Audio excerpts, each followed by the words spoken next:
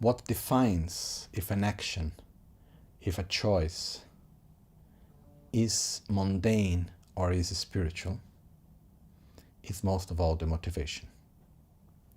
So normally what is said is that any action that is done only for this life, it's mundane.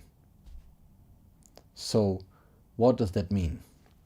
It means the things that are only for this life are power, money, physical pleasure, relationships with other people, our own image, things that are only of this life, our pleasures and eliminating our momentary sufferings and so on. So anything that we do that has the intention only, ultimately, to eliminate our own momentary suffering or to get more power or more pleasures or more recognition or to have more influence with people or to gain more attention and affection from others, anything that is related only to this life, that's mundane, that's not spiritual. Spirituality starts where this life ends, which doesn't mean that we cannot practice in this life. It means that our spiritual path starts where we can cultivate the aspects that transcend this life. For example, developing more patience, developing more love and compassion, having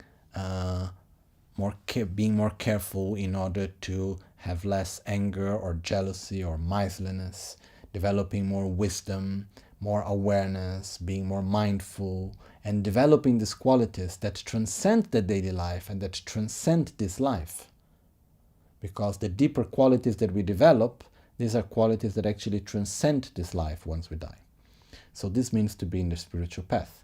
When we act with awareness to develop our inner qualities, such as love and wisdom, and with awareness we direct our actions in order to develop these qualities, and with awareness we act with consciousness, in order to make our actions made of anger or jealousy or envy and so on less and less.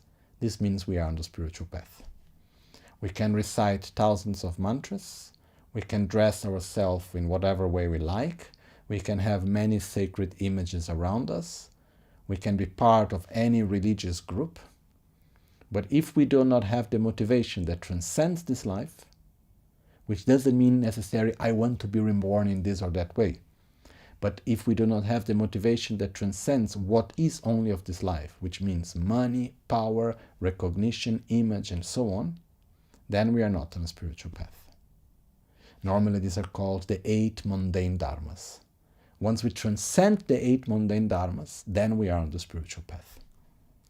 But one important thing is not that once we have arrived, then we are done. It's a process of acting mundanely and then acting spiritually, then having some mundane aspects and then some spiritual aspects, and then slowly we try to bring the spirituality more and more into every aspect of our life. What makes an action spiritual is not the action by itself, but the motivation and the way how we do it. That's what really makes it spiritual.